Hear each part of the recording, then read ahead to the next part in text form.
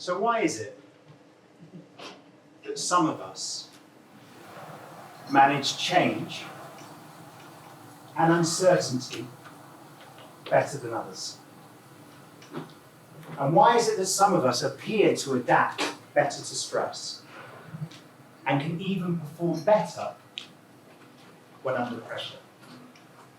And why is it that some of us can recover from the worst experiences that life throws at us and even grow stronger from them? This is the topic of resilience.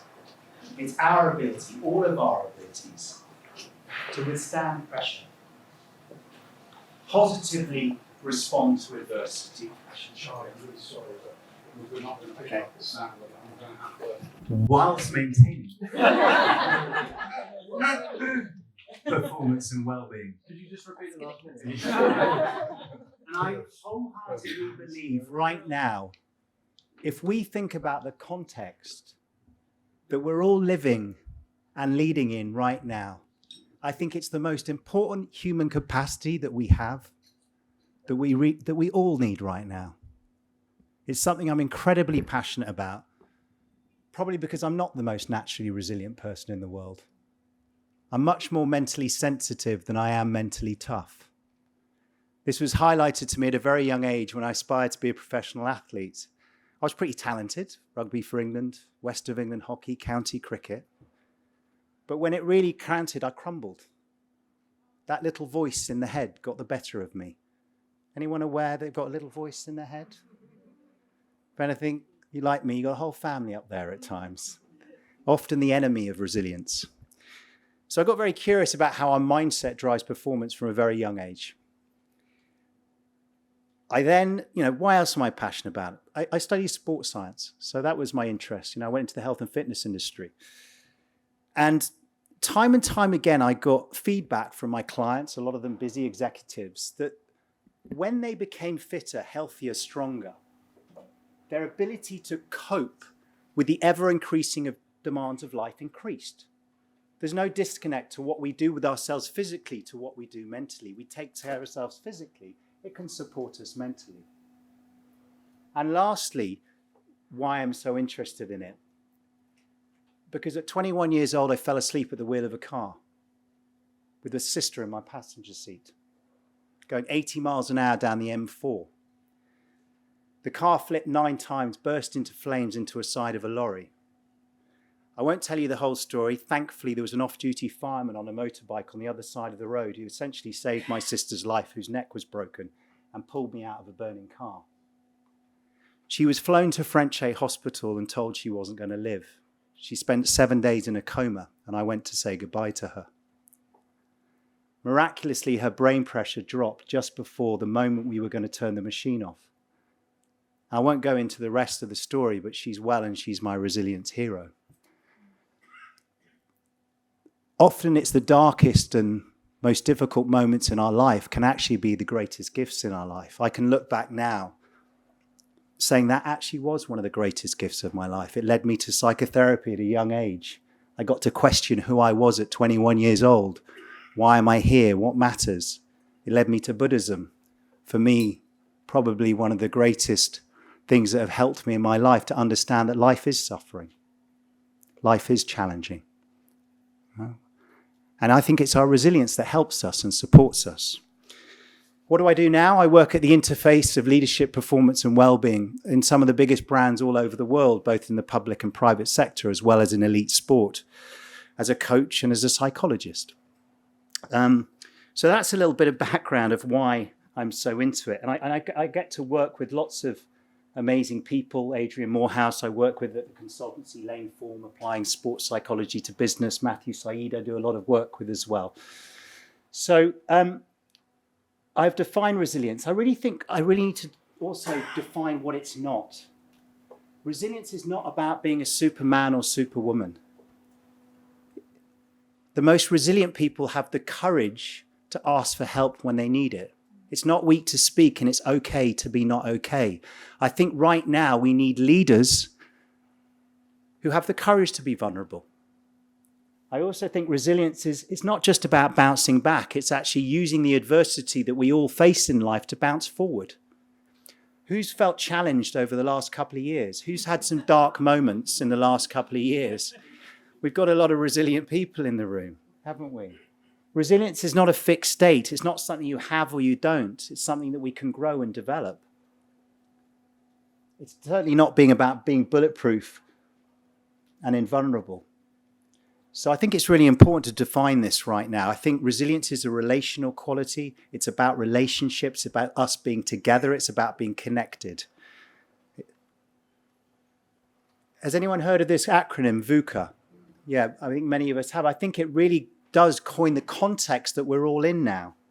Volatile, change happens rapidly on a large scale.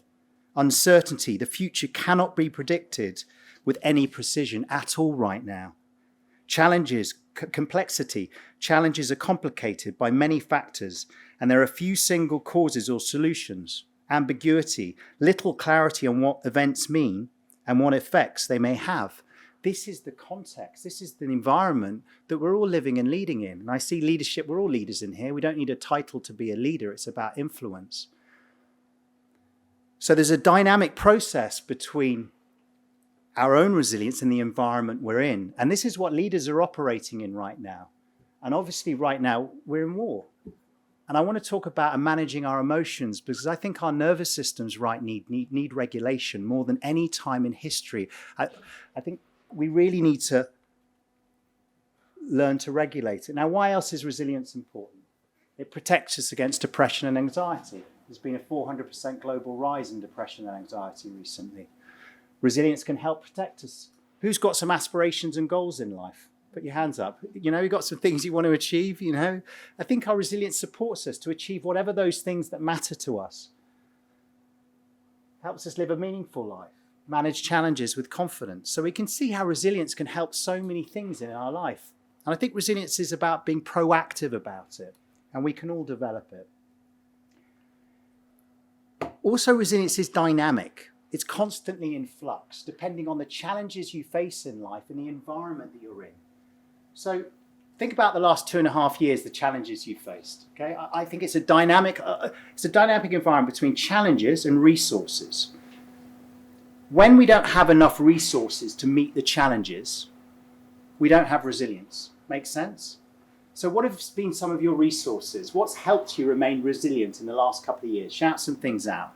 You know, what are some of the things that have supported you to remain like this rather than like this? Shout some things out. What are they? Family. So we got family. What's that? Friends and family. You see that how human connection often comes up first. What else? Yes. Being vulnerable. Willing to be vulnerable. Going, you know what? It's okay not to be okay. And who's the people I can talk about this with? What else? Exercise. Movement's medicine, isn't it? The dog. The booze. These are our resources, aren't they? We all need to know what our resources are. My resources might be different to your resources. What I'm pointing to you to show you that we're all resilient. We know what works for us. Are we being proactive about it? What else are resources? Give me some more. Other resources. Cash in the bank. Cash in the bank. It absolutely works, doesn't it? Financial security is a resource, isn't it? And when we don't have that scarcity, we can get into threat. Any other things? So it's also, from a leadership perspective, you know, what I'm looking to do in the teams, the high-performing teams I work in, is trying to create an environment of high challenge and high support, high vision, high purpose, where there's high learning, there's a lot of psychological safety in this place. So it's a dynamic interaction. So there used to be a lot of emphasis in organizations about be resilient and put the emphasis on the individual, but I think it's equally important to put emphasis on the culture of an organization as well. And the leader shapes the culture of the team. It's both and, isn't it? It's the environment is so important. And my interest in psychological safety, I think, is one of the biggest drivers of team resilience, which supports our facilitative environment. I think leadership is about being a conductor of energy. I'm trying my best here to conduct some energy. You know, I'm doing my best to conduct a type of energy, to influence, to inspire, to add value in some small way. I'm hoping that a tiny little thing tonight may make a ripple effect. And who knows where that ripple effect goes. Managing energy right now is absolutely crucial for all of us. I believe managing energy, not time, is the key to performance and happiness. If we focus on our energy, things will happen. So let's look at energy, okay? Let's look at energy right now. I want you to have an honest look at this, a compassionate, unself-critical look at where you've been in the last couple of months. This is the emotional quadrants. The horizontal axis, let's keep it simple, positive to negative. The vertical axis is a representation of our nervous system. In our nervous system, we have an accelerator and a brake. The brake is about recovery. It's about repair. It's about slowing down. It's about being. It's about digesting. It's things that often aren't honored in our culture of doing, but it's so important for performance. All right, so this is parasympathetic, sympathetic. So if you think about the last month, turn to the person next to you very briefly. Where have you been? Be honest and open. Be willing. Where have you been in the last month on this model? Have I spent, for me, I'll be honest, I have flipped. This is where I've been in the last 6 weeks. I just launched a new project last night, and I've had so much anxiety about working with these leaders and this business, top 100 leaders of the company. Big business. It launched yesterday, and I've just gone from here to here to here to here to here. Thankfully, I'm going on a holiday on Saturday to get this. But if I didn't, I would. Clients I'm speaking to all over the globe right now are here. There is so much burnout that all over is systemic burnout in the system right now. Post-COVID fatigue. People are feeling negative, cynical, resigned, So look, there's no judgment, and I'm not going to say it's bad to be over here, but just have a think about. Turn to the person next to you. Where have you been? Go on. Just self-awareness helps facilitate change.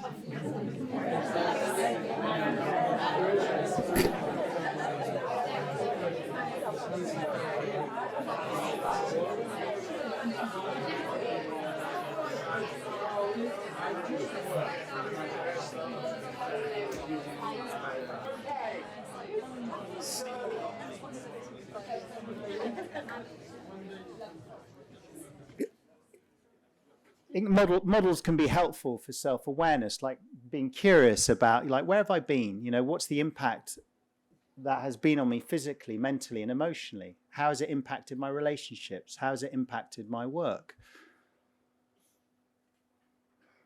I'm curious to know what helps people shift over, What supports people? If you find yourself in a rhythm that's not working, what do you do? I mean, it's similar to the resource question, but if you find yourself over here, what helps you get across? Actually, I did what you did. I ran away to Malaga. You did that as well. I'm there on Saturday, mate.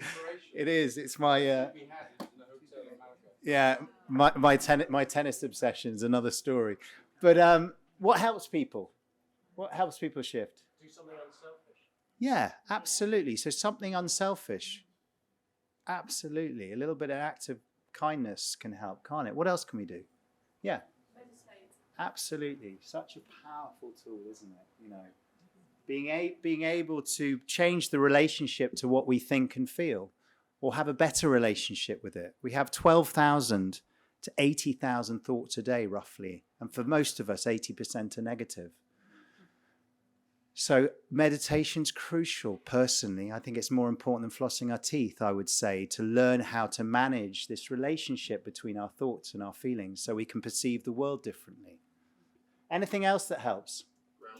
Grounding. Wonderful. So how do we ground ourselves? We might use the allotment to ground ourselves. We take our shoes off, we put them in the earth, we find a way to being present and ground ourselves. Anything else that helps people? Music. What a great resource. Great. I think the key here is not to be self-critical if we find ourselves over on that side. We all do. We're human beings. If we lay a judgment over the fact that I'm burnt out. I was coaching a senior leader today, and he was judging himself for feeling this way. If we can't be with those feelings in ourselves, we're never going to be able to be with those feelings in another. That is the heart of compassion. If we do not know suffering, if we do not know our own pain, if we are scared of our own feelings, we cannot be with another in their feelings. That is leadership from my perspective. That's how we create psychological safety in teams. That's how we build trust. That inner critic can really give us a hard time? Who recognizes they got a little voice who gives them a really hard time? And often we give ourselves a hard time for feeling a certain way. We need to learn to open up and be kind to ourselves. And what drew me to the RQI was the self-compassion in the tool, because I think compassion is such an important attribute in these times, to be gentle and kind to ourselves and not give ourselves a hard time for the way that we feel. And lastly, I'm just going to say respect recovery. I have a background in sport and work a lot with athletes, and they get paid huge amounts of money to recover hard and work hard. We need to learn from that. We need to put as much emphasis on our recovery as our work. We need to plan for recovery. We need to think about this strategically if we want to feel okay. We need to sleep deeply. We need to learn these things. The athletes know so well. So why don't we finish with a moment of a pause, a moment of a breath, to bring ourselves to this moment, this absolutely precious moment, the moment that is all we have, which is here and here and here. This breathing technique was used at the 2012 Olympics, where they used the philosophy of incremental gains, and they used it with the Olympic rowers as they were waiting to start, where that self-doubt, that anxiety could kick in before they spent 4 years of their life training for a potential goal. They were taught this technique to stay calm under pressure. It's such a simple thing to breathe 5 seconds in and 5 seconds out. It can regulate our nervous system. It can shift us into neutral. It can take us to the right-hand side. We're breathing all of the time, most of the time, not breathing in a way that supports our nervous system. So that's it for me. I'll leave it with a breath. Thank you.